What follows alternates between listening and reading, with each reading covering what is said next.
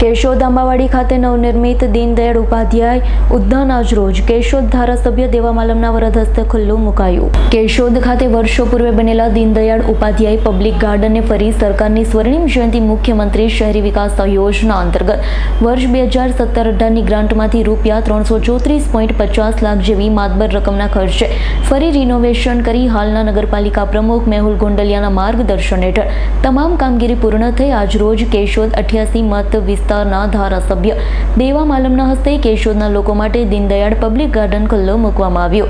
તમામ પ્રકારના રંગબેરંગી ફૂલ ઝાડ લાઇટિંગ સિસ્ટમથી સુશોભિત લાઇટિંગ ફુવારો તેમજ હાથી વાઘ સિંહ ગેંડા હરણ જેવા જંગલી પ્રાણીઓ તેમજ આઉટડોર જીમ સ્કેટિંગ તેમજ કેન્ટીન સીસીટીવી કેમેરા જેવી તમામ વ્યવસ્થાઓથી સજ્જ ગાર્ડન આજથી પબ્લિક માટે ખુલ્લો મૂકવામાં આવ્યો। ઉનાળા દરમિયાન સવારથી રાત્રિના 12 કલાક સુધી ખુલ્લું રહેશે। કેશોદના પ્રજાને નજરાણું માટે બગીચાનું લોકાર્પણ કરવામાં આવ્યું છે। 3 કરોડ ને 34 લાખને ખર્ચે આ તૈયાર થઈ ગયેલ છે।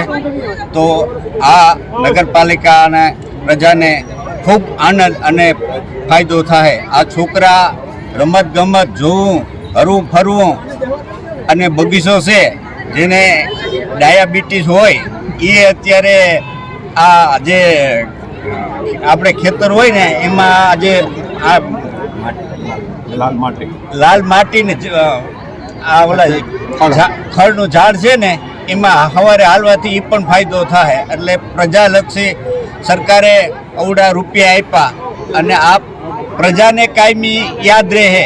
અમારા સમયમાં આ અમને એટલો લાભ મળ્યો, સરકારે રૂપિયા આપ્યા તો નગરપાલિકા શહેરના ગામજનો માટે ખૂબ ખૂબ આ ફાયદો થયો। અને પ્રજાલક્ષી પ્રજાના છોકરા છે, દરેકના છોકરા રમત ગમત જોવા હરવા ફરવા આ એક નજરાણું છે કેશોદનું બગીચો એટલે આજે એનું લોકાર્પણ કરવામાં આવ્યું છે। આ પ્રસંગે નગરપાલિકાના પ્રમુખ શહેર પ્રમુખ અને બધા સભ્યો અને ગામજનો નગરપાલિકાના સભ્યો આજ હસ્તક આ લોકાર્પણ કરવામાં આવ્યું છે। રોજ કેશોદ નગરપાલિકા દ્વારા કેશોદનું નજરાણું એટલે કે બગીચાનું જે 3.25 કરોડના અંદાજિત ખર્ચે તૈયાર થયેલ છે તેનું લોકાર્પણ માનનીય ધારાસભ્ય શ્રી દેવાભાઈ માલમના હસ્તે કરવામાં આવેલું છે અને બહોળી સંખ્યામાં કેશોદના નગરજનો પણ આમાં હાજર રહેલ છે।